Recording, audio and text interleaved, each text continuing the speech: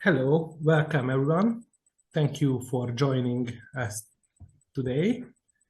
This is the fifth Cargo Along the Danube conference. I'm here with Mr. László Erdélyi. He is the representative of Port of Constanta in Budapest. Yeah. So we will the moderator of this event. So thank you that you join us in time, so we can start our day very shortly. Our first and opening presentation is from Port of Constanta. Daniel Jarnea is the head of marketing department of the Port of Constanta. And the presentation's title is Intermodal Traffic from East to West via Constanta. This is the main topic and focus of this event. So I hope you get some good and new perspective about this opportunity. And Daniel, start your presentation if you can. Share. Yes, thank you very much. Screen. Just a second.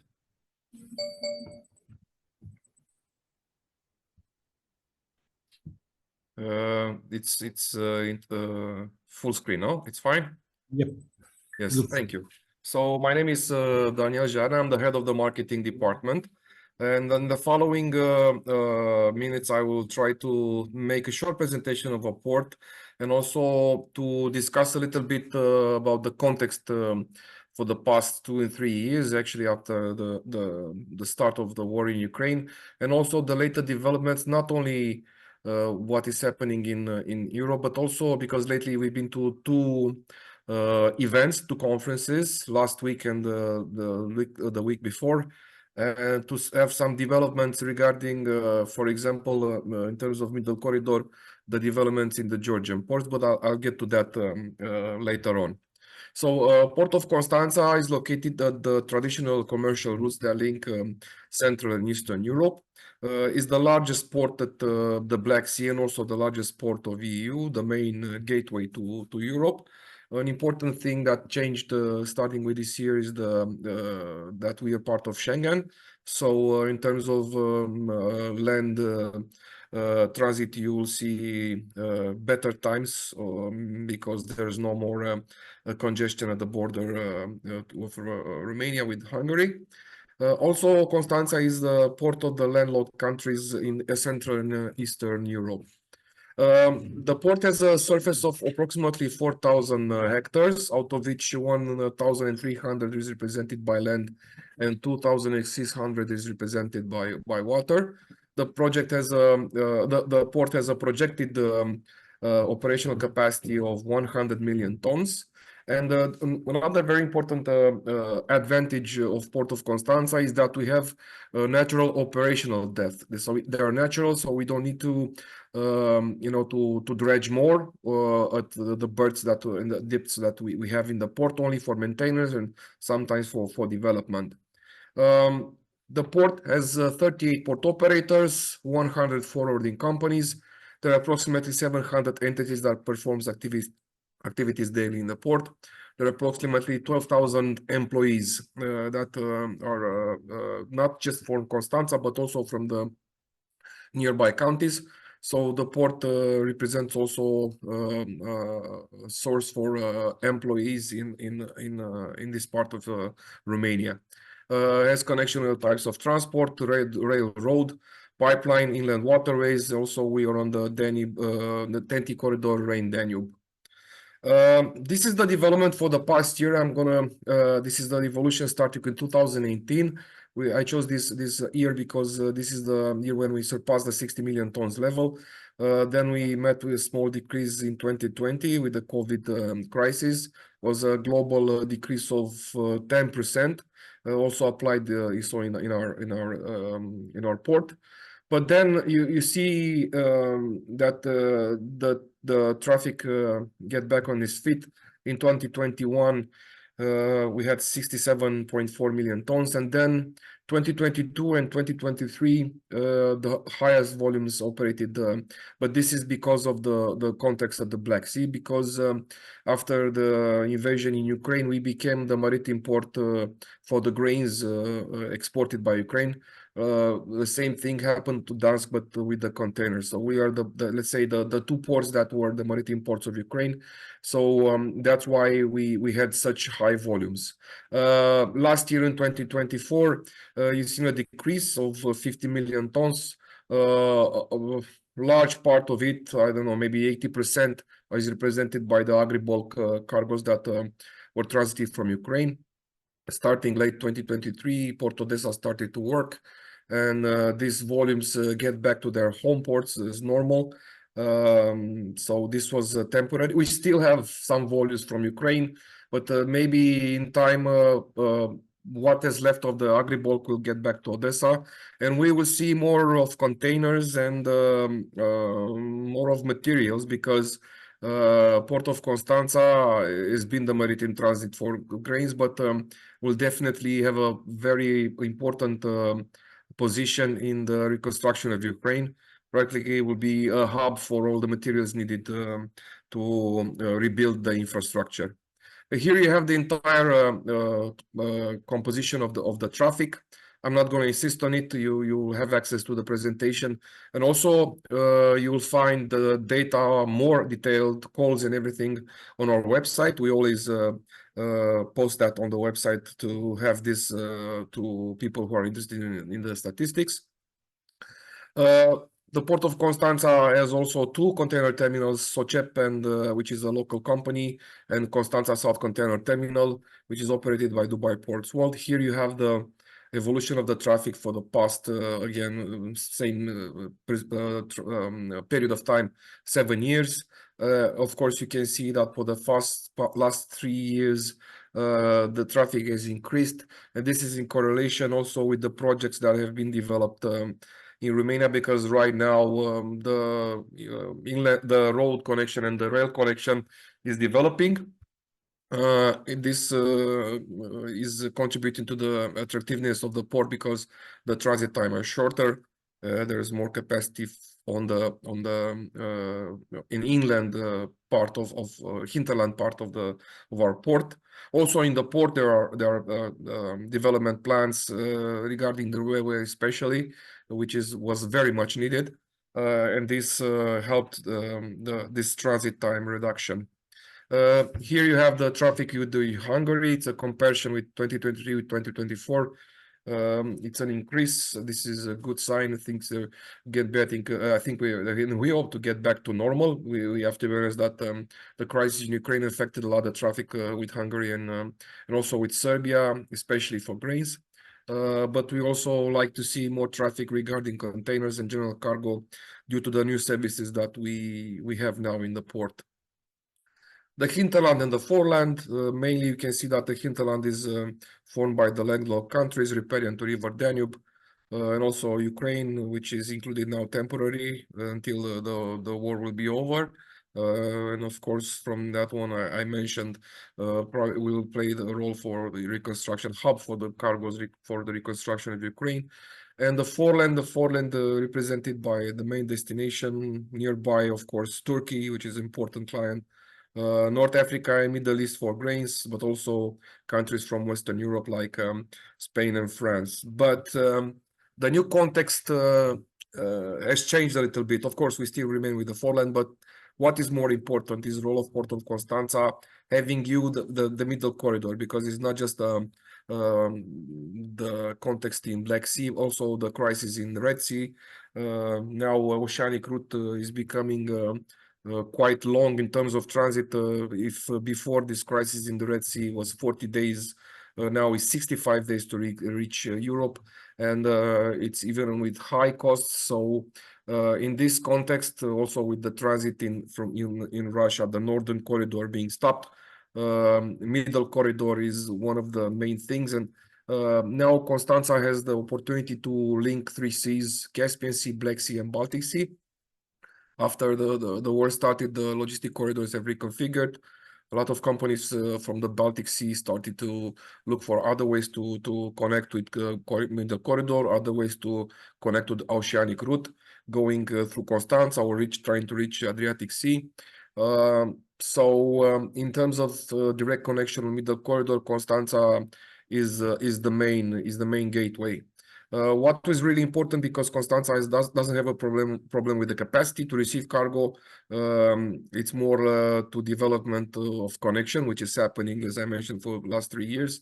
But what was important was also in terms of development for the ports in the Caspian Sea and the Black Sea on the eastern coast. I'm talking about Georgia, Azerbaijan, and Kazakhstan, because I don't think that they were ready for such a change. In the past, they couldn't compete with the Northern Corridor. We understand that the Northern Corridor was subsidized by Russian government, so ports like Aktau and Kurik didn't have any chance to attract cargo. Now things have changed. The port have development plans, especially to develop and to increase capacity in terms of containers. Then another thing which is really important, it's that Thursday, I read in the newspaper, there was agreement between the government of Kazakhstan and European Union for minerals, special minerals and normal minerals to be imported in European Union.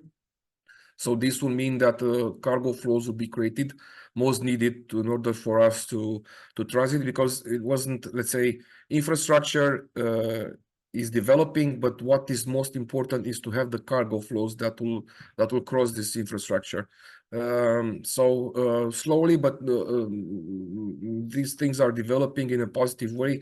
We'll have more cargo coming from that area. Last week we've been to Georgia. There was a provision from our Georgian colleagues from APM terminal in Poti, and the potential, as I understand, it was around 101 million tons in the next year. So it is important to develop the infrastructure in order to absorb these flows and to send it to European Union, depending on the destinations.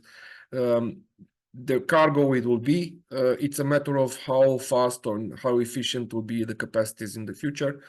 And one of the most important things, in my opinion, is the fact that on the eastern side, besides the port of Poti and Batumi, port of Anaklia will be built. It's a deep sea, high capacity port. It's the first stage will be 50 million tons of cargo, general cargo probably, and 2 million tons of TEU capacity. And it's a certitude because it had been an auction by the development of Ministry of Development in Georgia, and the project was won by Danube from Belgium, and they will develop the port in next year, meaning that between Constanta and Anaklia you can set up large ships with transporting large quantities of cargo.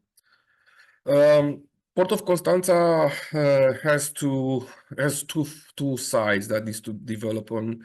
One, it's the hinterland, the connection with the hinterland, and was probably, as far as you know, the beginning of next year we'll have a continuous highway to Nădlac.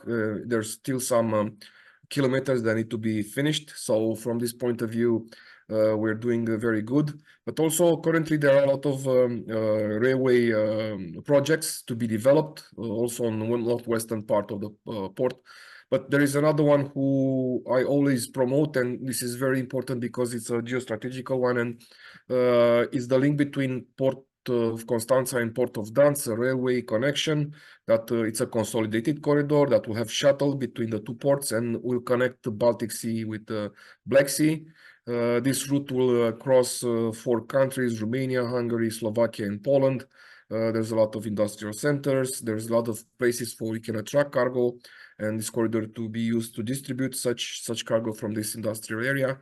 So I think it's the corridors that will bring also wealth to this region, which is really great, and it will help in development of commercial relationship and also the infrastructure.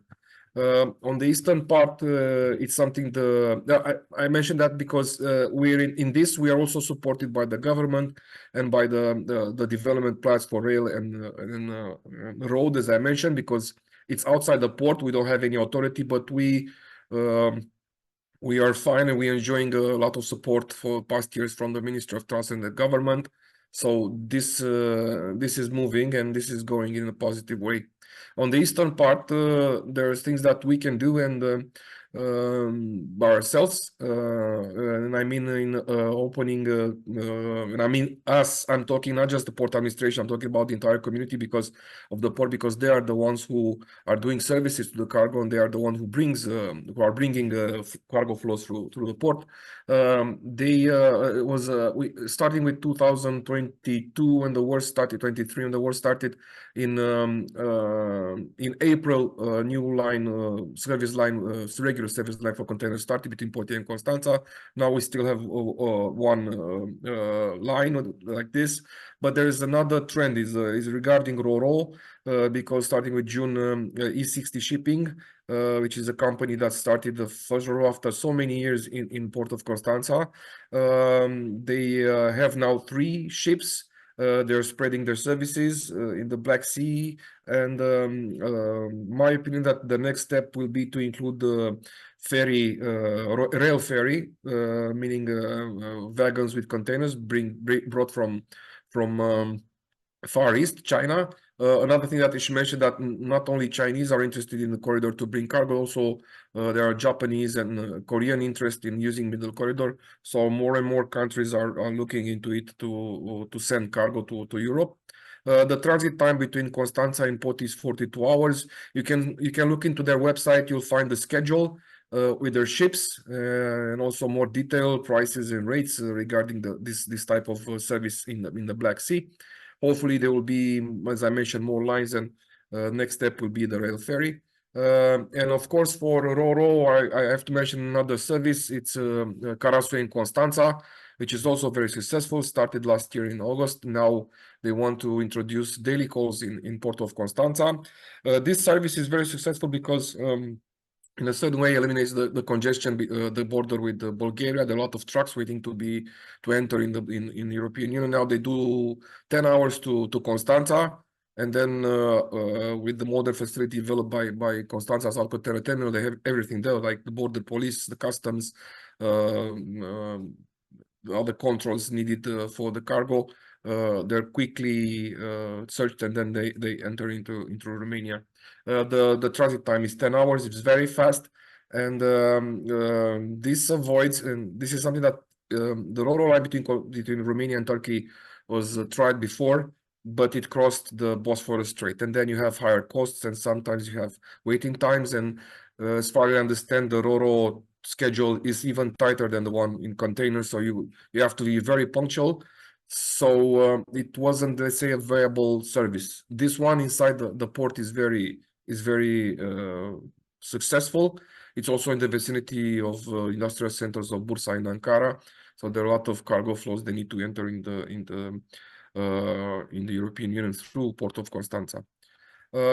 That's all from my side. I hope you find some useful information.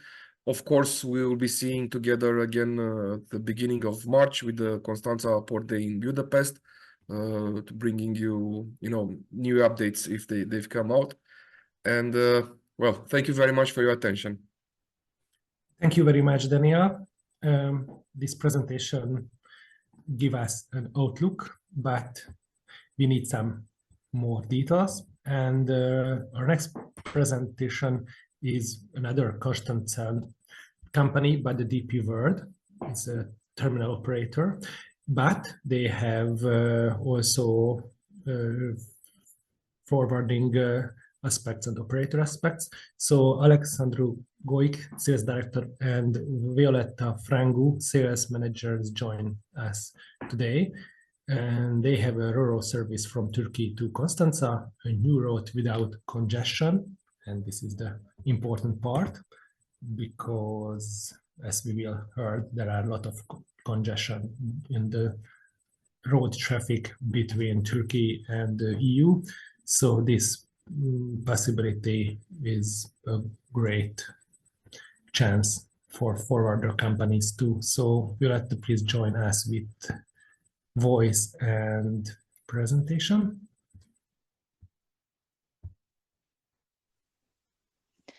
Hello, and thank you for the invitation. I apologize for the camera is not working, but maybe we will have the opportunity to see each other when you visit our terminal. Let me quickly share my screen.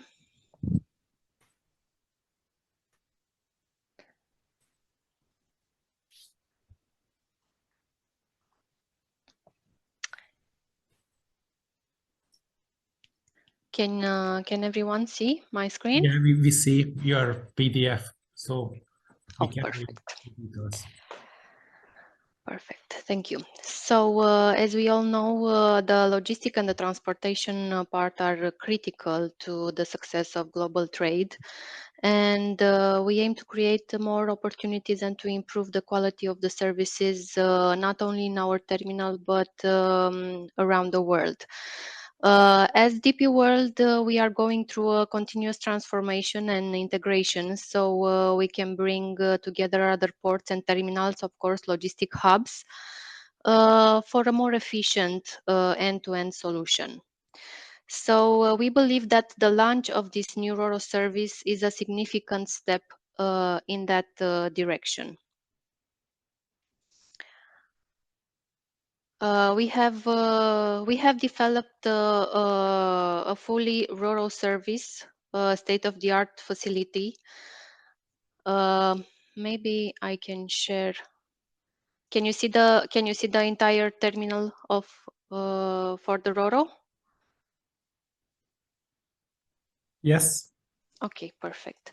So we have 70,000 square meters of storage space. We can accommodate around 400 semi-trailers. We have dedicated gate accesses for the RoRo service, so it does not interfere with our container traffic. For the vessel, we have 60-meter depth. So it's near the entrance of the port, so it's designed for maximum efficiency. We have all the equipments that we need, specialized handling equipments to ensure smooth loading and unloading process. Also, we have a new scanner. You can see here, all the import cargo goes through this scanner, and we can scan around 60 units per hour.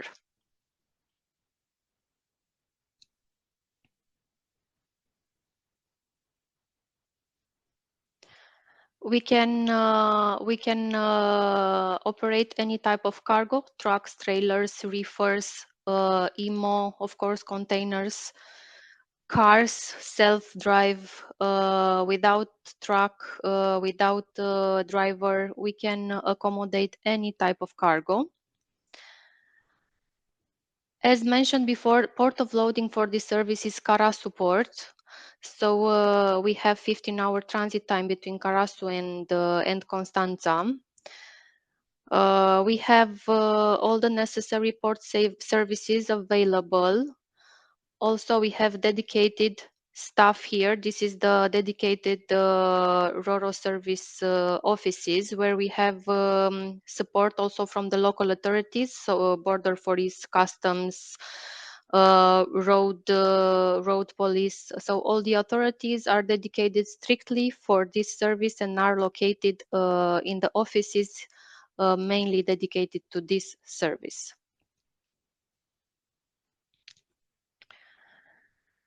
We are also working to connect the cargo that comes from Turkey by trailers. We are trying to create a new rail service for Western Europe. We are this is on the early stage, so we are just now working on it. Hopefully, trucking companies will find this service useful, and we can complete and move forward. DP World Terminal is very good strategically positioned. So we have access to the rail station. As mentioned earlier, for the rail service, we can load the trailers directly from the terminal to the rail service. You can see in the red line. This year we are working, at the moment we have 3 rail tracks, but we are working to add another 4 in the next year. We have access also to the highway and to Danube channel.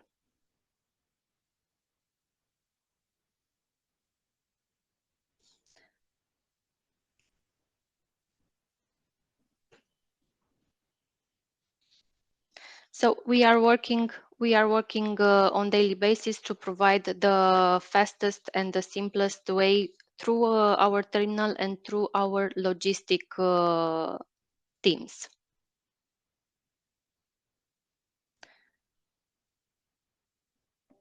So this is it from my side. If you have any questions.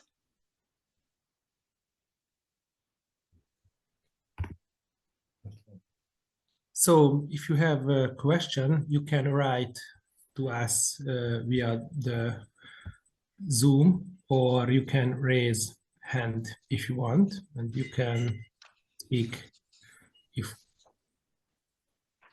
you want. And there is the chat function. You can also ask there. So we are open it. As I see, the next presentation is changed a bit because Mr. Sorin Stefan is still not here. He is very busy today, so maybe join us a bit later. So if nobody minded, the Ekol Logistics presentation is the next one.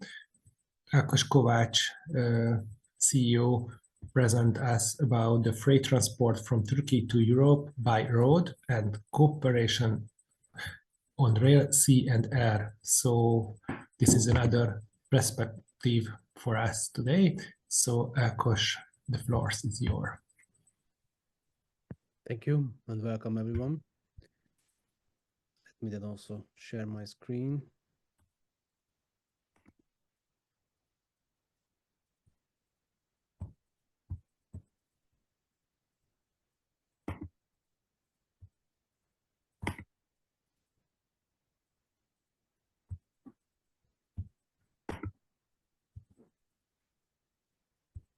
Please.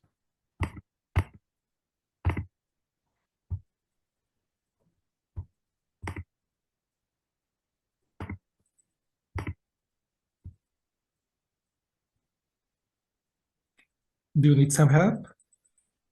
It seems it doesn't allow me, although I tested before. Is it possible that I'm now it doesn't work somehow? Let me try again. In worst case, now it should be fine. Just a second, please. Yes. Now, yeah, perfect. Okay. Okay, so as it was mentioned, I'm going to talk about transportation solutions to and from Turkey, but specifically for Hungary, because the conference is about Danube in general. So let's see how we can connect Hungary and Romania. What are the solutions currently? And yeah, my presentation will somehow in line with the previous two, especially for DP words. So because I would like to explain the environment of the Constanta RoRo service, in other words, what are the current possibilities of transporting goods from Turkey to Hungary and back, or to our region, and how the already referred Constanta RoRo service is having place in all this environment. So why we focus on Turkey, why we and also DP World and this presentation is focusing on Turkey. Yeah, everybody knows that Turkey is a huge country with a great production facilities and setup and technology. And if we just pick the Turkey-Hungary relations, there are some statistics. Yeah, I know these are in small letters. You don't need to read it. I'm making the conclusions. There are really growing economic relationships and economical figures in terms of the bilateral trade between Hungary and Turkey. In this part, the important point is that the volumes have been growing in the last 3 years. We don't have final 2024 data, but as far as I know, it was also growth compared to 2023. So which is related to the transportation, it definitely means growing volumes. There are transportation difficulties, which we partly heard before, but I will explain more. The service prices are high, which obviously when the freight price is high, it is influencing the trading prices and volumes as well. So what we realize, us or anyone else who are dealing with transportation to and from Turkey for many years, is that we are always looking for new transport solutions. These are always welcome, and all the forwarders and transport companies are trying to find more and more possibilities to arrange the transports between the countries. So accordingly, the Constanta, and if the Danube can also be involved to certain segments of the goods flow, it has a good opportunity to gain share or even significant share from the freight market, and this way it can support the economies between the two countries. So this is the general overview of Turkey-Hungary, but let's have a little insight of what are the current solutions and possibilities. So the biggest volumes are handled by road service. So obviously everybody knows in this group for sure that especially Turkey is very strong in terms of trucking resources. There are so many trucking companies and trucks on the market, and the huge volumes are mostly transported by on road, so by trucks, which is it takes approximately 3 or maximum 5 days. It depends on the border situations, but the border situations, I mean, between Turkey and Bulgaria are very unpredictable. So sometimes it can even take 2 days. And I'm not considering the situation in November when there was a switch to a new custom system.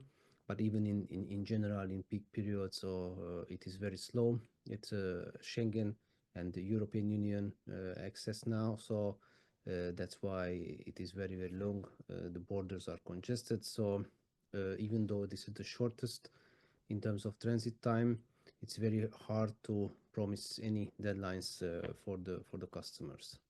So as the advantage of this delivery solution is the shortest transit time, as it was mentioned. The same transport equipment is used from door to door, so there is no reloading of goods. No, I mean, switch off the truck can happen, but the goods remain in the same trailer. Damage ratio is really low, so this is definitely an advantage, or these are the advantages on behalf of the road transportation compared to the rest of the transport mode, which we will see later. A disadvantage is the mentioned unpredictable border situation, and the similar or even bigger negative impact is the road permit limitations and restrictions, which is a general problem for the Turkey-Europe transportation. In Hungary, there is even one more specific negative effect, which is impacting the capacities, available capacities. So this is definitely a disadvantage, which is creating the supply and demand huge imbalance at the end, and also very high freight prices. The next, which we are going to check briefly, is rail service, which is also running and existing. It can carry containers and also trailers from Hakkali terminal to Bilk in Budapest, and vice versa. If you consider the transit time, it takes 6-8 days. Again, to say, everybody knows in this group that rail is not. I mean, in Europe, it's not the best infrastructure. That's why it's a long trip, even though in the same distance, if we compare to road service. Advantage is definitely an environment-friendly solution, but yeah, we know that customers don't really like to pay any extra for it. There is no need for permits, so it is there is no such effect. That's why it is we can consider it during the whole year. No subject to quota.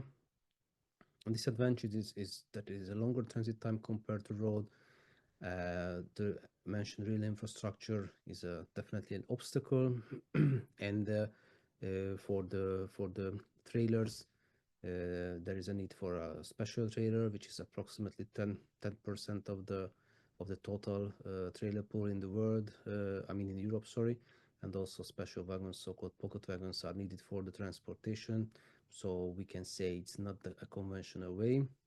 And from organization perspective, it is also much more difficult because there is a need for synchronization between 3 services, which means that the trailers are collected by a truck in Turkey after it has been placed to a rail platform, and after there is a need to place another truck. So it has been changing 3 times, and in terms of timing, it requires synchronization. And what we said that regarding the road, they can carry, I mean, the biggest volumes could be carried by road. Then in rail, the capacities are much more limited. So in terms of volumes, it's not a real competition. There is a RoRo service through the Adriatic, so it's not the Constanta one in this slide, which is also an existing solution currently, so we can use it also as a third alternative. There are different, I see a mistake in terms of the ports, but there are different ports which can be used currently in Turkey, and the destination is Trieste, or in the other direction is the departure port. So in terms of transit time, it takes also like 6-8 days, the total duration of the transportation. Advantage is same like in case of the rail, it's environment-friendly solution. Permit, transportation permit is somehow an effect, because from Italy to Hungary there is a need for SEMT license, even though it is a European Union transport according to the Slovenian regulations. So there is somehow a permit effect. And disadvantages, again, if we compare to the road transportation, the transit time is longer. And just like in case of the rail transportation, again, because we have to carry the trailer with 3 different towing items, this means that there is a synchronization of truck ferry, and again ferry and truck. And on the Adriatic especially, but I think it's valid for all sea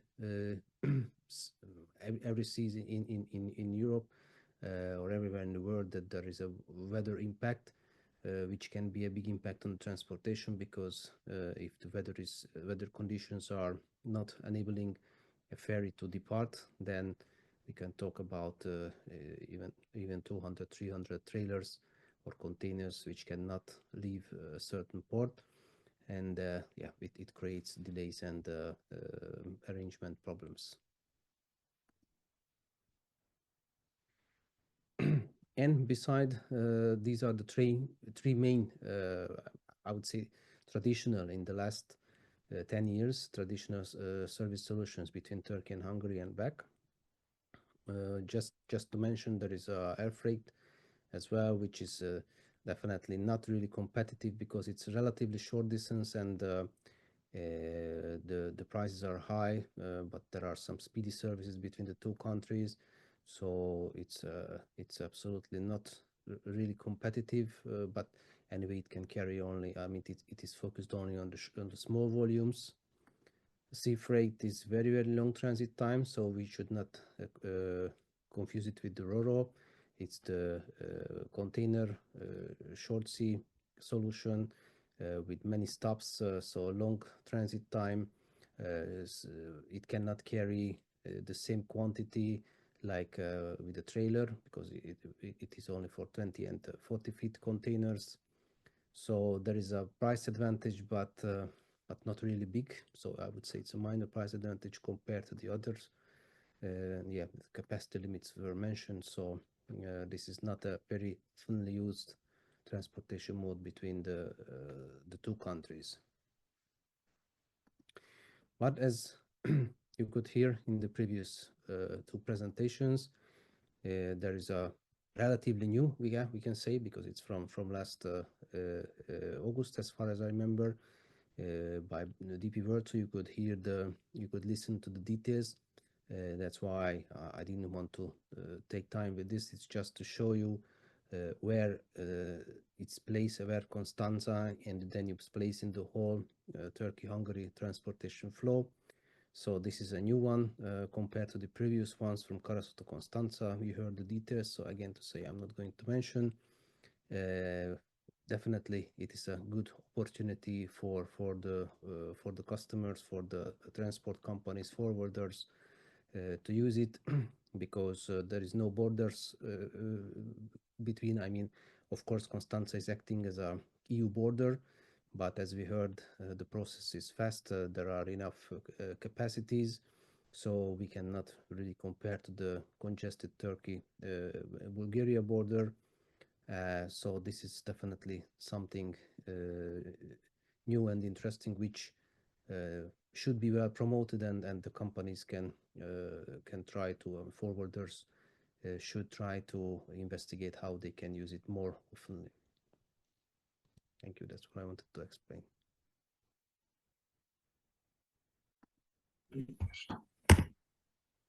Thank you, Ákos. It was a great pleasure to listen to you.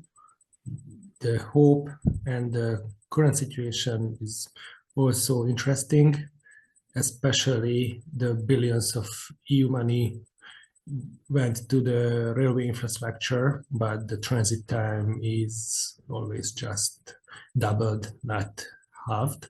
So it's very interesting. We hope it will change also, especially because between Constanta and Budapest also there are a lot of construction work on way. So we hope it will be ready in the near future. And the next one is another it's a real railway presentation. The CER Cargo Holding is very active in the regional market, not only in Hungary, but also in Romania and Slovakia.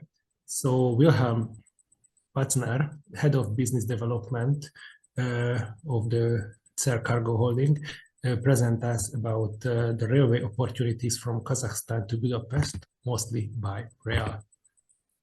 Thank you very much. Have a nice afternoon. Yeah, listening to the colleagues before, you really have to be an optimistic person to work in the railway industry, but I'm working since 30 years in the industry, and I have seen a lot of progress, sometimes obstacles, as you mentioned, the current construction works on the railway infrastructure, but it's an investment for the future.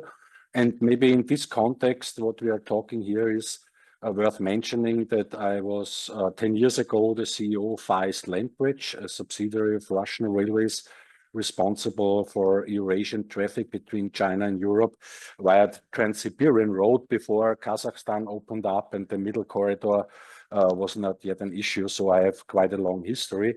Recently, I joined the CER Cargo Group, and I want to share you my presentation, focusing mainly on the question, how do you come to Budapest by rail if you have some, let's say, middle corridor volume, as we call it. And I share with you now my short presentation. Make it full screen.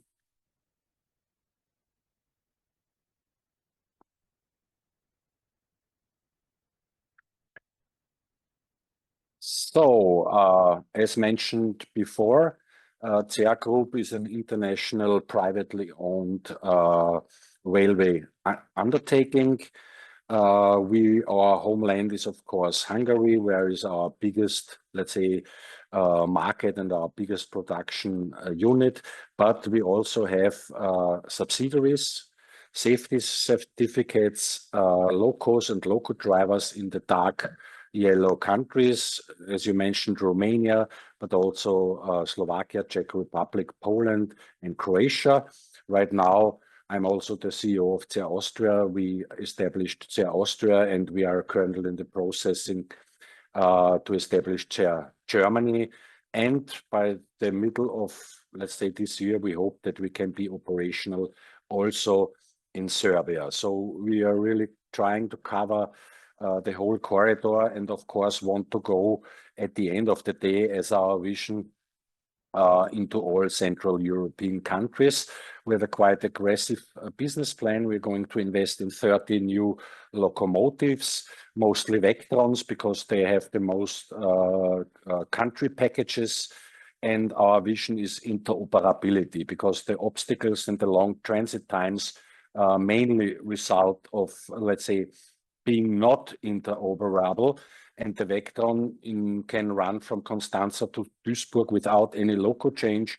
Still a big disadvantage compared to the road, of course, is at the borders you have to change the loco driver. However, not changing the locomotive is already an advantage and is appreciated by the customers, because it's shorter transit time and less risk of delays or problems, and therefore less costs. Just recently, on the 6th of March, I wrote this article from Rail Freight, and it says that the, let's say, container traffic between Asia and Europe via the middle corridor increased significantly. And to get a feeling, we railway people always need a number of trains. So this is an official statement where they say that 358 trains ran via the middle corridor. They did not say exactly on which stretches and how, but we know now the volume in 2024 was around 1 train per day, you can say. So from our railway point of view, we see 3 main opportunities.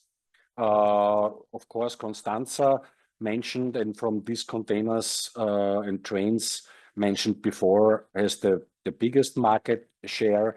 You see the railway stretch from Constanta to Budapest. You have only 2 countries. It's 1,054 railway kilometers. The transit time is 3 to 5 days. Why I mentioned this again, if we can do it with our own resources, our own loco and loco drivers, we can reduce the transit time. If you have to exchange between different railway operators, it's of course needs a lot of time, and whoever, let's say, try to run a train from Constanta will know that sometimes there are some delays, customs duties, so roughly 3 to 5 days. The advantage of this route is you can drive heavy trains up to 1,850 tons and 650 meter, which means more or less 48 containers of the 40-foot containers, because this volume, as mentioned earlier, which comes is mainly in 40-foot containers and a few in 20-foot containers, but normally from China you don't see semi-trailers or something like this, not on the railway. The second route is via Burgas, and one should not underestimate the performance of this route. We already did some trains for a customer on this route. They were quite satisfied. We have 3 countries involved. Bulgaria, we went via Serbia to Budapest. It's a bit longer, 1,260 kilometers, but the transit time is quite similar. But you can run only 1,300 ton trains with 535 meters, meaning that you have a less capacity of containers, which is of course also reflected in the costing and in the pricing. And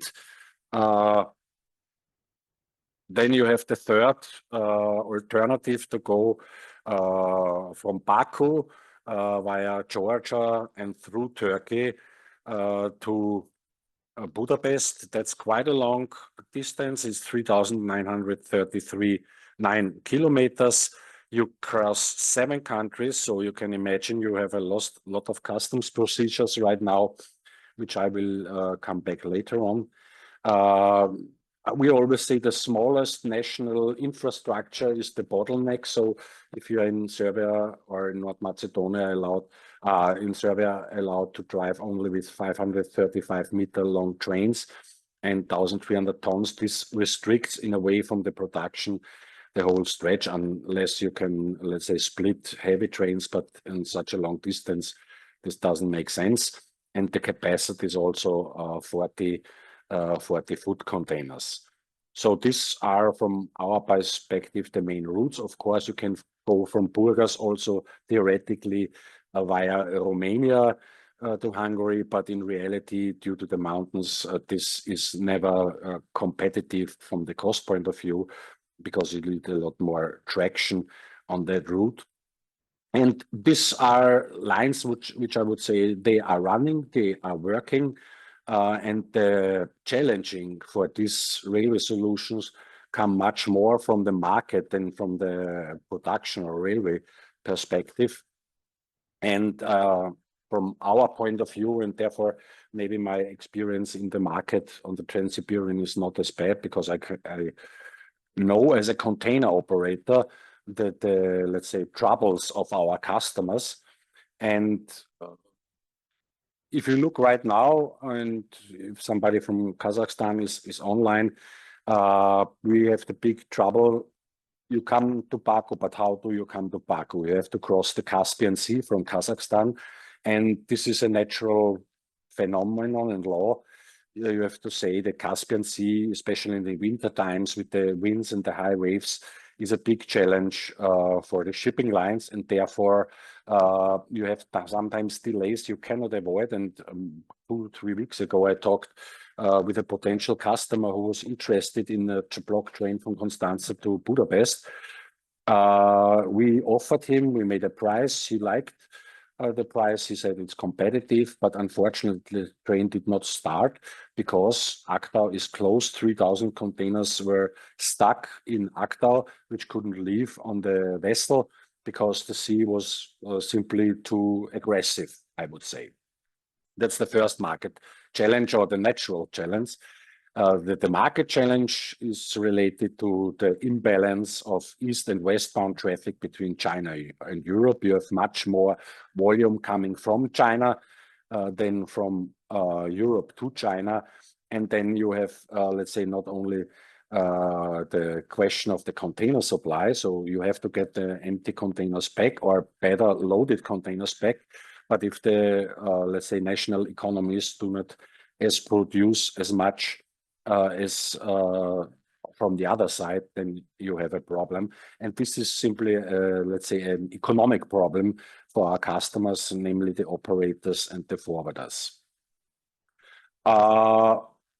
We think ports and the railways, from the railway side, also the ports are ready. Burgas and Constanta, let's say, are working, and they can deal, I think, with a lot more trains from Kazakhstan or from Asia. So that's not a railway or productional problem. And we believe also that the middle corridor will increase in importance. I personally believe, after knowing the Trans-Siberian route and the route through Kazakhstan via Malasevice, I doubt that the middle corridor will ever reach such a size as the northern routes. But it always will stay an interesting corridor, especially for volume into Central Europe and West Balkan, because these are the growing markets, big production areas like in Serbia, where Chinese car manufacturers and European car manufacturers invested a lot. So I think the middle corridor will increase in importance, especially for that markets. But the big challenge from my point of view, and also from my experience in Feld times, is that you need sooner or later, that if you want to push that solution, you need a kind of single transport document, which will be used from the railways, from the ports, and from the customs authorities in order to increase the transit time, because a lot of customers tried various variants also through Turkey, and you have very, very different experiences concerning the total transit time from China to Europe via the middle corridor. And one way how to drastically improve the speed would be, from my point of view, a single transport document needed for the railways, ports, and customs. So whenever you have volume arriving in Constanta, in Burgas, or wherever, we are ready to provide you the railway service. And we think with interoperability and one-stop shop for the customer, we can, let's say, satisfy your needs. Thank you very much. Thank you so much. This interesting presentation. The next one is from Serbia. The IKON Shipping is a regular presenter of our Cargo and the Danube conference. So Ikonija Andjelić, the CEO of this IKON Shipping company, we asked to tell some stories about the intermodal traffic to and from Serbia and the new hope, the railway Budapest-Belgrade, which is near to ready, especially in the Serbia section, but the Hungarian section also available from the middle of the summer for freight trains, and from December in full speed. So it will be a huge chance for logistic companies to improve their intermodal activities in the Balkan countries. So Ikonija, what do you think about the new chance and hopes in intermodal services all around Serbia? Good day. Thank you very much for the invitation.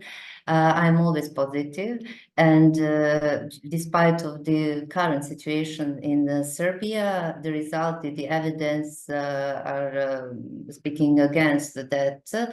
I wanted for this presentation for today, first of all, to represent the general situation in the transport in Serbia, and of course about intermodality and the project Belgrade Budapest. We are proud, both Hungary and Serbia are proud of that project, of course.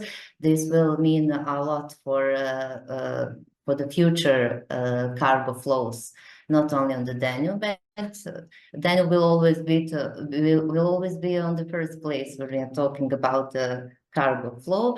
But let's say what I prepared for today. If we so about the global and Serbian market, for sure we are expecting some changes this year, and I think that everything will be in the sign of the politics, of the major political decisions. We are waiting the reply from the West and from the East, and of course the end of the war in Ukraine. And that will also have reflection, global market will have reflection for sure on the Serbian market and on cargo flow. But regarding predictions, what I want to say, last year, each prediction about cargo flow was false and fall down. So let's wait and hope that everything will have a positive result in trading, first of all in trading, and then on the marketing, on the shipping.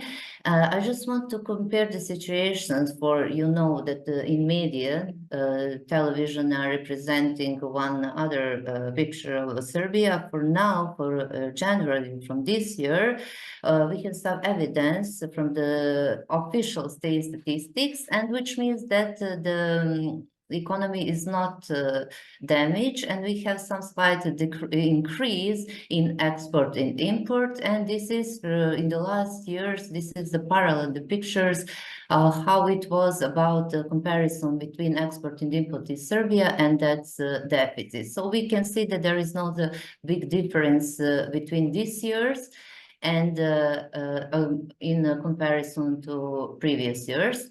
When we are talking about tonneau carrying capacity, it is remarkable that we had in 4 years ago, we had a big increase of capacities, cargo capacities only in the field of inland water transports, and regarding goods carried in 1,000 tons, it's the situation is relatively stable. And for now, what else? Also, when we compare the cargo vessels capacities and road shells in railway and road transport in total ton kilometers, we can also say that there is some kind of stagnation or stability, whereby the cargo vessels capacities increased in 2021, and then we had a slight decrease or let's say stagnations. So it was expected the trends of carrier goods and the capacity varies according to each other. That is, used capacity have been in accordance to arranged transport. On the contrary, one can notice a sharp increase in capacities in the field of inland water transport in that year 2021.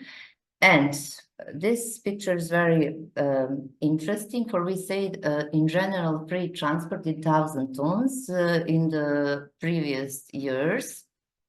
According to the data collected for all modes of transport 2022 relative to 2022, I must make accent that we still haven't received official evidence from the last year. We are waiting for that. So we are concentrating on the year 2023, where we have official evidence about and correct pictures about what happened in trading and shipping in Serbia in the previous years. And observed by the transport modes, increase was noted in railway transport about 23.9%, and road passenger transport 2.5%, air transport 61.4%, and in public transport 1%. Referring to transport of goods in 2023, ton kilometers decreased by 7.9% relative to 2022. And such a decrease was influenced by greater volume of goods carried in all transport modes, except in air and pipeline transport.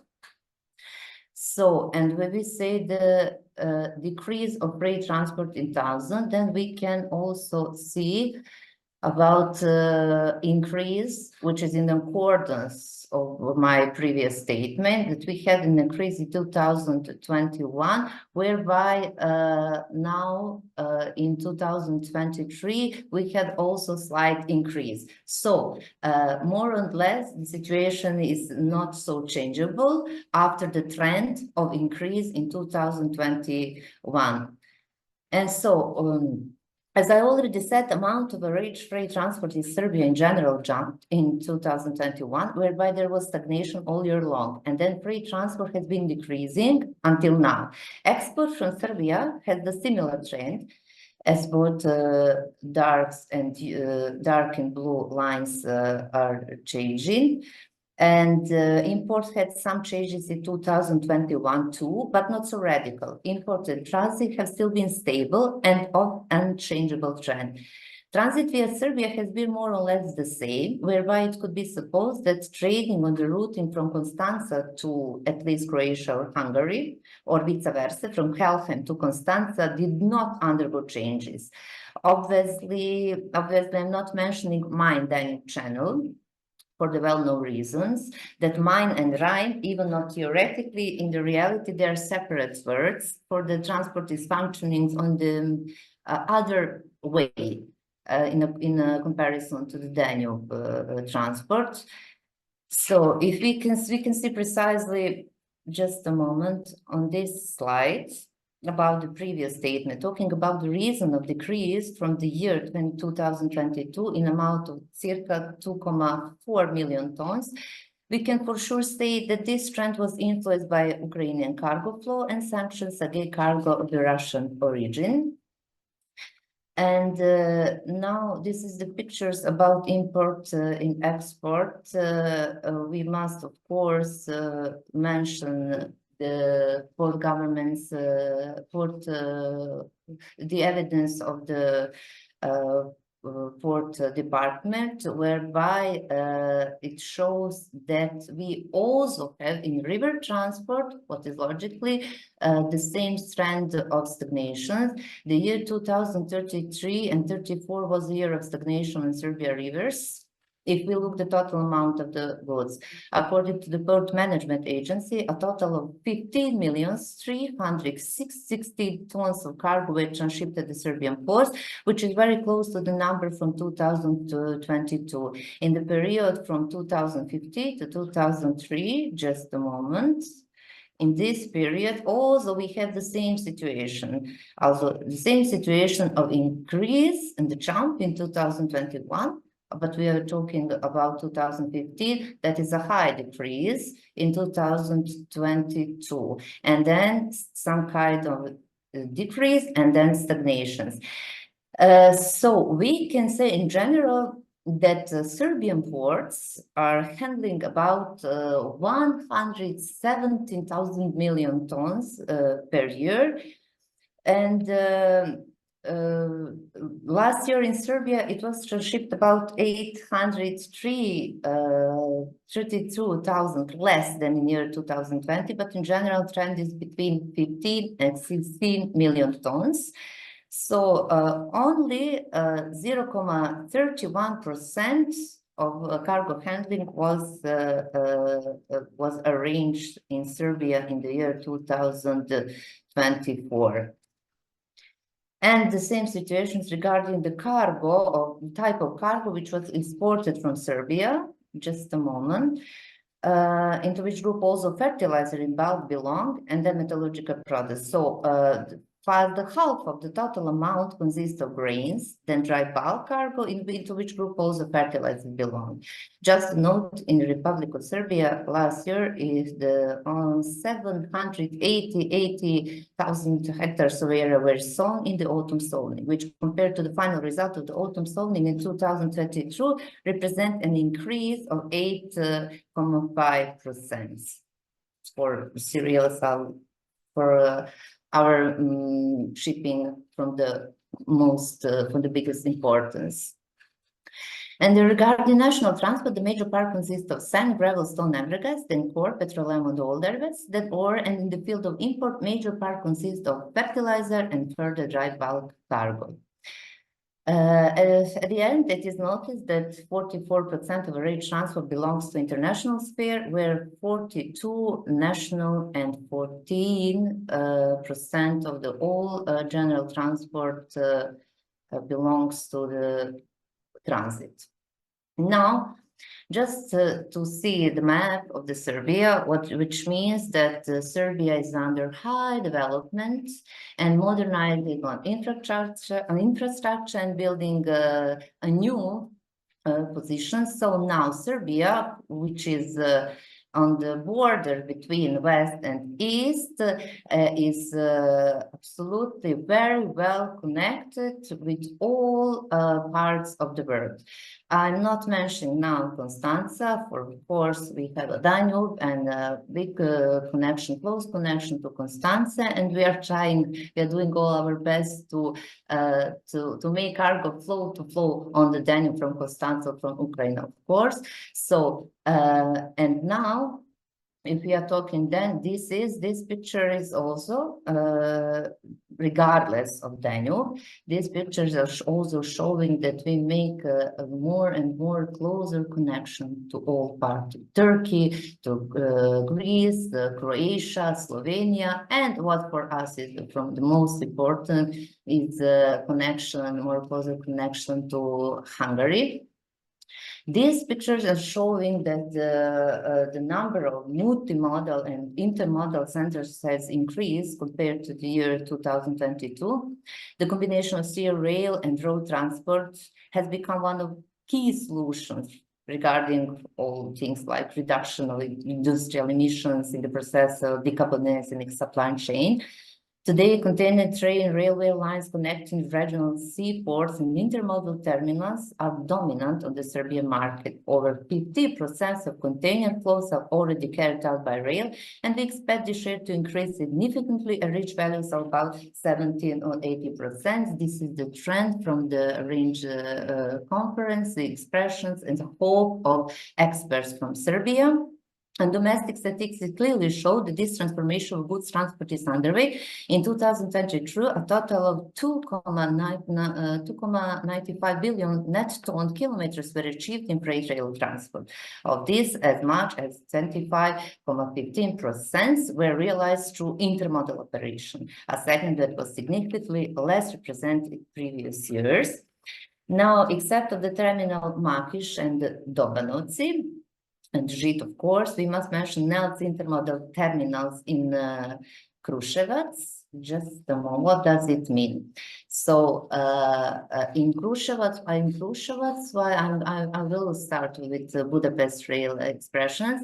For the Kruševac, there is a Moravian corridor is under building, under modernization. The final works are in progress. I don't know the exactly fact about that, but this terminal in Kruševac, with terminal in Belgrade and also with Žit, they will cooperate. They are already made stronger connections to Koper in Slovenia and Rijeka in Croatia, so Adriatic Mer, and also with Salon, PRA, and Greek sports, as well as Turkey. So this is on the Moravian corridor, closely connected in industrial zone in the immediate vicinity of this Moravian corridor, connected via Dedinje station to the pan-European corridor 10, strategically important for Serbia and the region. And then we also must mention Milšpec.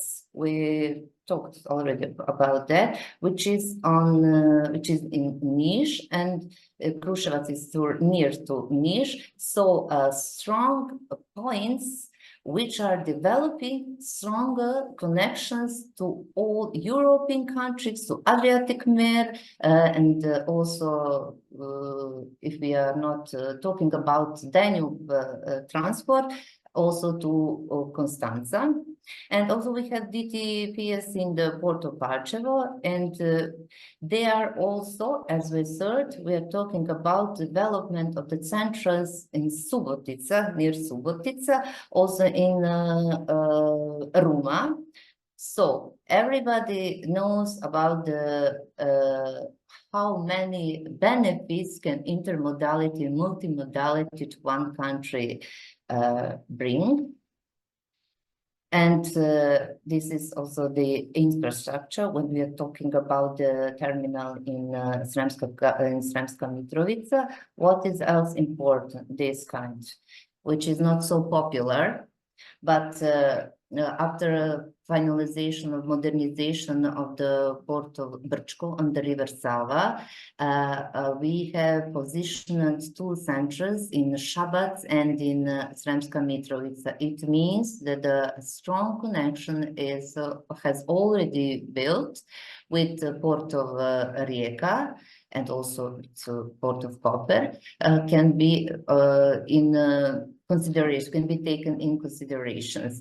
What does it mean? That also river Sava, not only Danube, will build strong connections to Hungary from both Danube and both the river Tisa.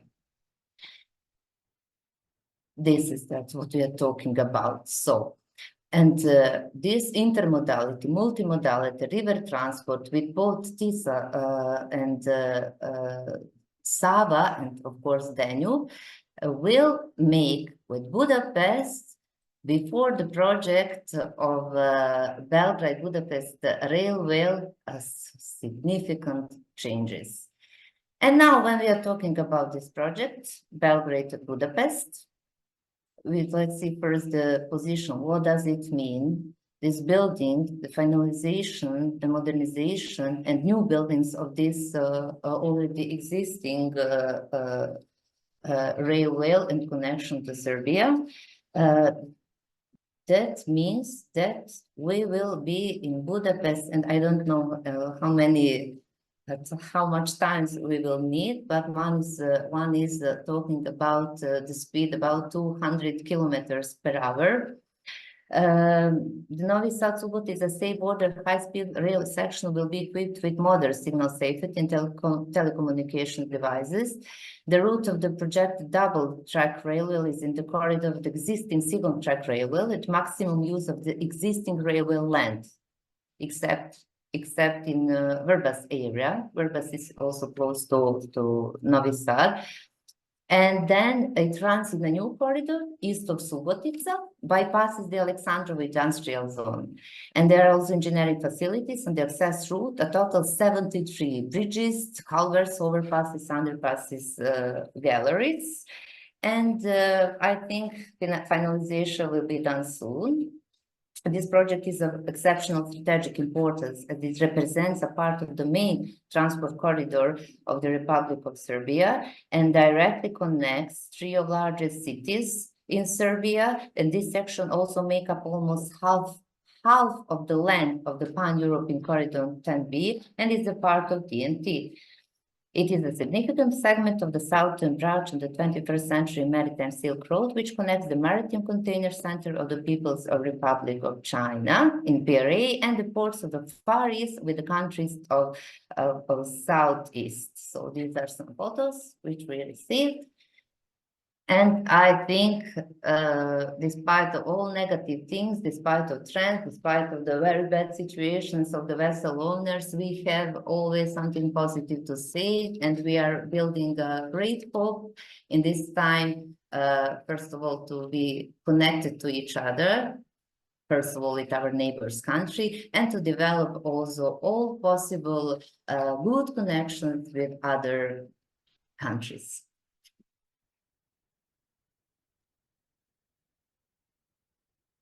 Ikonija, thank you very much your presentation. I would like to send you Mr. Erdély's also very happy that we can heard your perspective for Serbia. And the next one is Hungary. We asked the DDSG MAHART Hungary's Hungarian CEOs, Balázs, Hlavacska, to share so share her feelings about the intermodal traffic on the Danube and what's the needs to improve this volume in the near or far future. Thank you for the word. So I don't know whether you know that in the past, many years before, we had a container line on lower Danube, but after some years, we closed it. We were forced to close it because of lack of containers. And yes, concerning intermodality, yeah, it is welcome. So we are open with our river units for containers, trucks, wagons. And yeah, let's start and let me share my screen with you.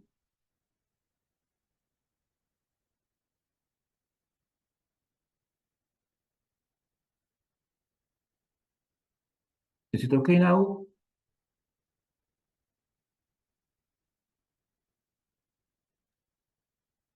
Still need the full screen mode. Now it's okay, right? No, we see your computer, but not in full screen mode. Full screen.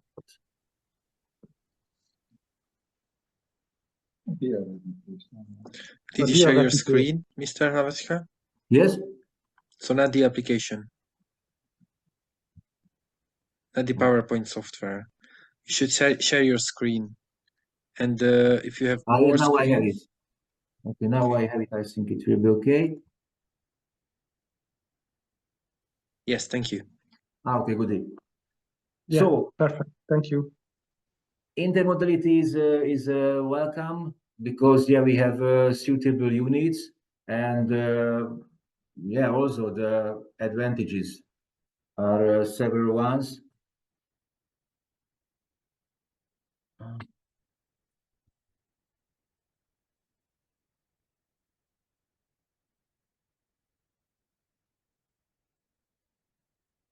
I can't step to the next one. Okay. So actually, yes, the river transport is,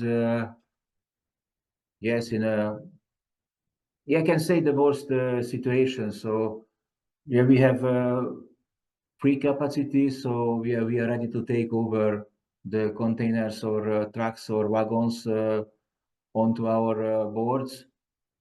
The additional advantage is the quick loading and discharge. So in case we lift one container, then we lift 38 cubic meter at once.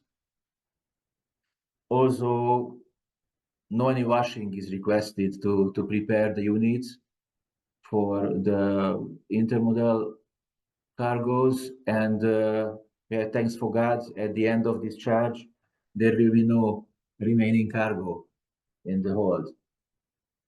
Also, the present, yeah, okay, there is a slight wave, but the present low water levels situation assists to the empty and the lightweight containers.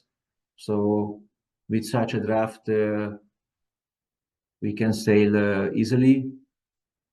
As I know, the main Danube port has a container terminal, or in case they don't have it, then some special lifting frame can be used for container loading and discharge.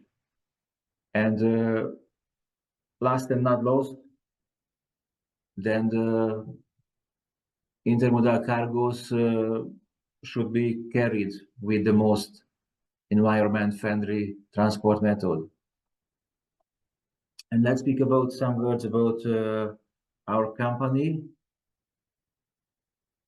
Yes, so we are DDSG MAHART.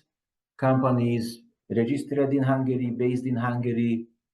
Our shipping license is in Hungary. And yes, so we are such a shipping company which pays all tax, dues, crew salaries, fees, duties, and so on. And yes, our aim to have some assistance from Hungary, from EU, in this worst situation. So some helping hands. We are a member of holding. So DDSG MAHART is the company responsible for the transport and keeping the contracts and contacts with the clients. There is a Logistics asset leasing company. It is the owners of the river objects. We have a bunker station in Vienna as a Ferexpo port service. And we have at Linz, Enns, and Budapest service points as DDSG services. And we have a company as our agent in Constanta, and it is Transcanal. Yes, comparing our lines, where containers, trucks, wagons are very welcome on our boards. So our main lines is from Constanta upstream up to Serbia, Hungary, Austria, and Germany. Downstream, it is mainly from Austria and Hungary to Constanta and other Romanian, Bulgarian ports. And we have a Ukraine-Serbia line with iron ore from Izmail to Smederevo. So we can show that we have the potential. So we have more than 20 floating objects. Most of them are river barges, and we have self-propelled river vessels, which can be used as her itself or as pushers. And also we have several pushers proceeding the barges in the lines. And in addition, we have bunker station, pontoons, floating cranes. So also maintenance, repairs, lightenings are not a problem for us.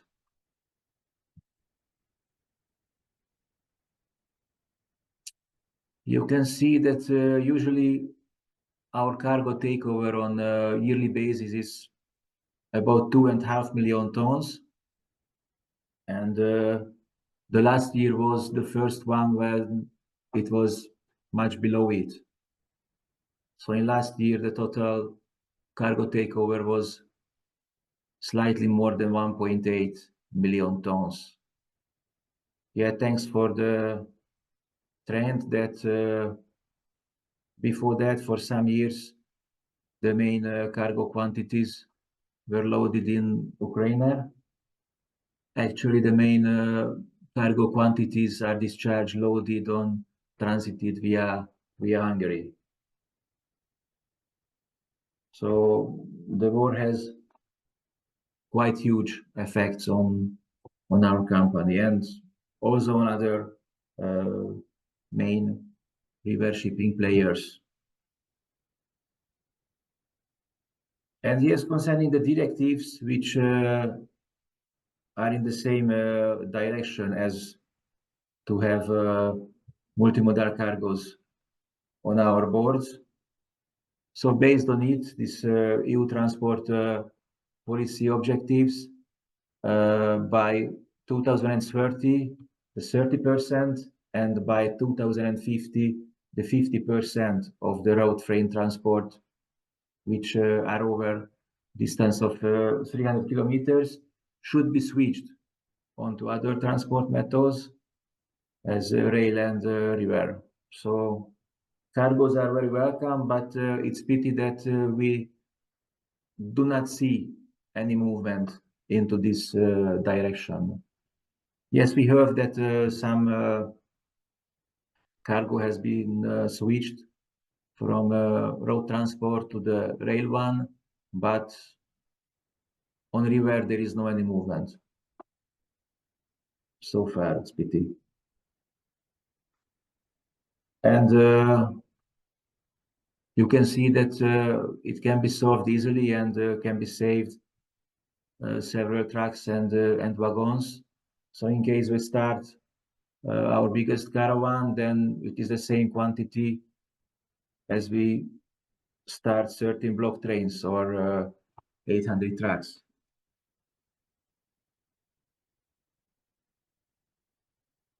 So some words about again the intermodality. So we are open for this solution. So you can see these photos were from Ice Age, and also in this time it can be solved easily, loading, discharge the trucks or wagons or containers or trucks onto and from our river units.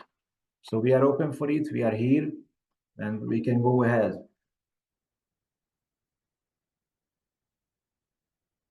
And what is the present situation? So speaking about the real life, what challenges we are facing with? Actually, low water level situation in Hungary, but as it was mentioned before, we can solve it. So we are ready to make lightenings in Hungary, and you can see the numbers that huge quantity were lightened in the last year.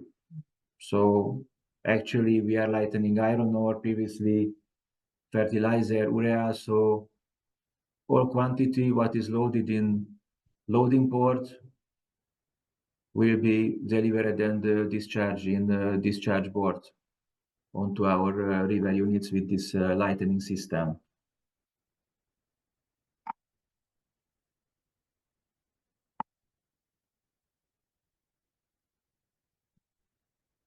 Just a second. I cannot find the mouse. Okay. And also the costs are higher and higher year by year. So there are increased canal dues and port fees and charges in Constanta. And freights are much lower as before. So concerning the actual river freight market, because of the recession in Europe, we heard the same from the big charterers of us, causing less cargo. And yeah, there are too many freight market breakers on the river freight market. And yeah, heard different rumors that they do not pay salary, taxes, dues, and fees. So on this wave, yes, they can confirm low freight rates, what we are not able to do. And the other effect of the war, that yes, in 2020, 2023, the river freights were quite high from Ukraine to Europe. So it has created many new river owners, and now they are facing with the changed river market freight situation. So now they agree on low freights and unfavorable terms and conditions. So that is why which we are fighting now. So against this, we try to keep the freights on a more or less high level and keeping terms and conditions on a favorable one.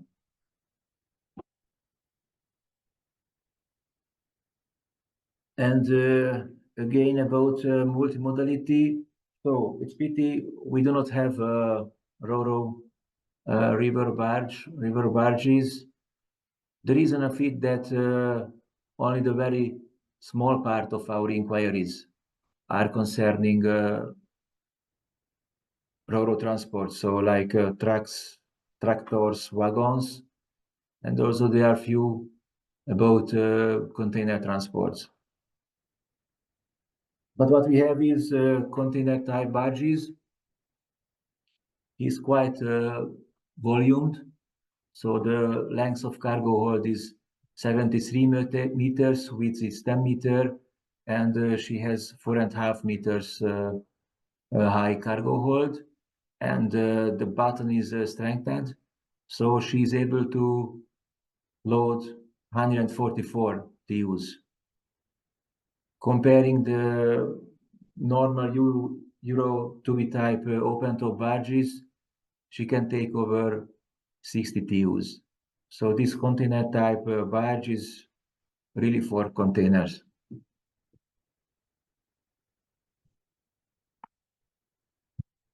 And yes, concerning the other advantage of river transport, and in case the multimodal intermodal cargos should be switched onto river, that we are green enough. So river transport is the most environment friendly transport method.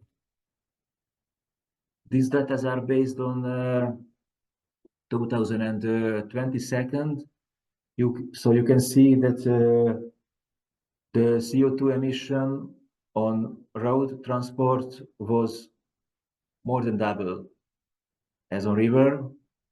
As concerning the CO2 emission saving, in 2021 and 2022, we saved 150,000 and 100,000 tons of CO2.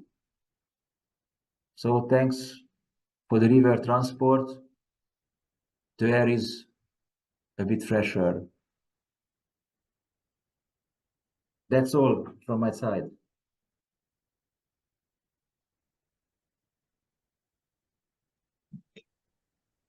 Thank you so much for your presentation. And finally, but not last, we still missed one presentation, but luckily Daniel is still here from Constanta, and we get comment from one of our participants that they sent a container from China to Europe via the middle corridor, and the container is still not here, although it's sent still in middle of December. So luckily, Daniel were recently in Georgia in a Black Sea Ports Logistic Conference, and maybe he can tell us some more details about the container and RoRo traffic from Georgia to Constanta and the possibilities from China. Daniel? Yes, last week we've been to Georgia, me and one of my colleagues. Also 2 weeks ago we've been to Duisburg. Actually, the event was taking place in Düsseldorf, but also we had the opportunity to visit port of Duisburg. I'll start a little bit with Duisburg. You have all the focus on the middle corridor. Again, probably in terms of the context, this is where middle corridor it's becoming more and more important. Now represents the fastest way to reach Europe from Asia. There was discussion regarding the blockage of containers in Aktau. I understand that this happens at the beginning of the year every year. Is due to the new Chinese year, and then Aktau it's stuck with volumes of containers that need to be transited. I think that in the future we also have to take in consideration not just port of Aktau, also the port of Kurik, which is it's a privatized port. It's owned by Semurg. It's a company who's developing this port. There's like I can say there's a private connection between ports, because it's just not just Kurik in Kazakhstan, which is a private port, but also Hovsan near Baku, another private port. Which always will be developed, and these two ports will cooperate. So you have a private, let's say, private operators link for middle corridor. I understand that Baku has been reorganized, that EDI is taking part of the action, so they're also reorganizing the company. The idea is that in the Caspian Sea, they try to develop as much as possible. But what I have to underline, earlier, Mr. Patzner mentioned the one document that is very good, and that is very essential for increasing the transit times. Not just the infrastructure. The infrastructure will be built. Kazakhstan has a lot of money to invest, and there will be probably will find also external investors, not only from their own sources. Azerbaijan is the same. Georgia, as I mentioned earlier, is developing Anaklia, but not only Anaklia. The guys from APM terminals in Poti also, they want to develop the port. They have around 100 hectares that need to be developed, so there will be a lot of money invested also from APM. Batumi is doing the same. The Georgian government wants to develop the container capacity for both Poti and Batumi, approximately 2 million TEUs in the short term. Then, as far as I understand from the commercial manager, when he made the presentation in the first day, they want to have in the future 2 million TEUs just in Poti. So I think they know much better than us the potential and the volumes. As I mentioned, in the presentation from Poti, they mentioned a potential from the middle corridor of 140 million, but including also the north corridor. I never knew exactly the capacity of the north corridor. Sometimes you hear something about 10 million tons. To me, it's too much. I don't know, maybe 5 million would be more accurate. I don't know. It's like 50 million tons to make a, let's say, an approximation in terms of tons and volumes.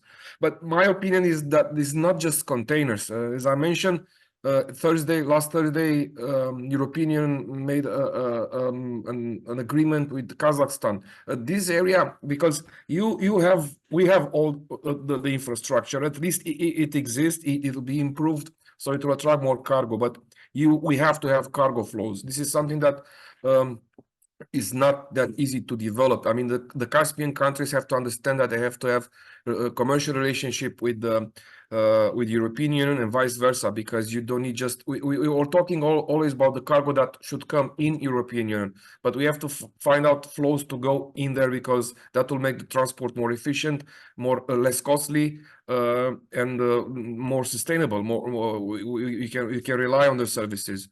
So probably it's a matter of time. This is not an organic growth, so people should realize that such challenges we have met with the Ukrainian cargo in the first 2 years of war. These volumes, increased volumes, were not organic growth. We had our own rhythm. Now you have to attract, to absorb, and to ensure the transit of large volumes of cargo. So there are a lot of countries, but what I can say that everybody is focused on developing the middle corridor, and no matter if hopefully the war will stop tomorrow, which I think everybody will be happy about this. The middle corridor will always have its volumes of cargo. Because of the fact that it's improved now, it increases its attractiveness. Probably if we arrive around 20 days to Europe, you have 40 on the oceanic route. So there will always be a solution, a variant for the oceanic route. So yeah, everybody start to develop. Romania is developing its connection. Probably you know better than I. There's been some improvements from last year, for example.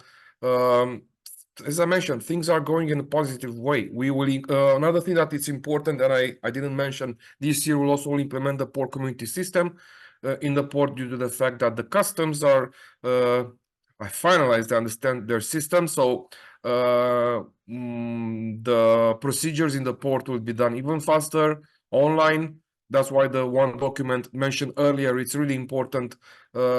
So everything it's not going to happen overnight. Even the projects, for rail projects, then, but this is the road we're committed to take, and we have to take, because we are the countries important in.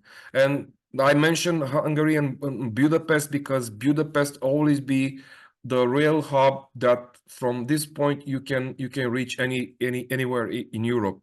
And again, in Duisport, again, they are looking also not only rail, also inland waterway mentioned before, but now the inland waterway have to be used not only for grains that we use it in the traditional way, but we have to think about project cargo. We have to think of general cargo. We have to think that, as I mentioned before, Constanta will be a hub for the materials used for the reconstruction of Ukraine.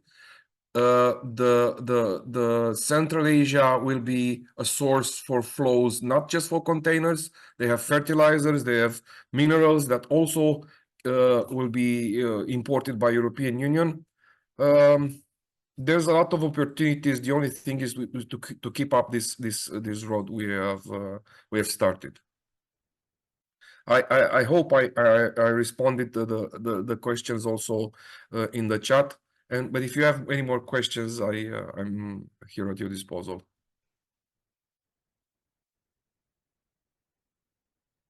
Andó? Thank you so much, Daniela. It was very interesting comment from you.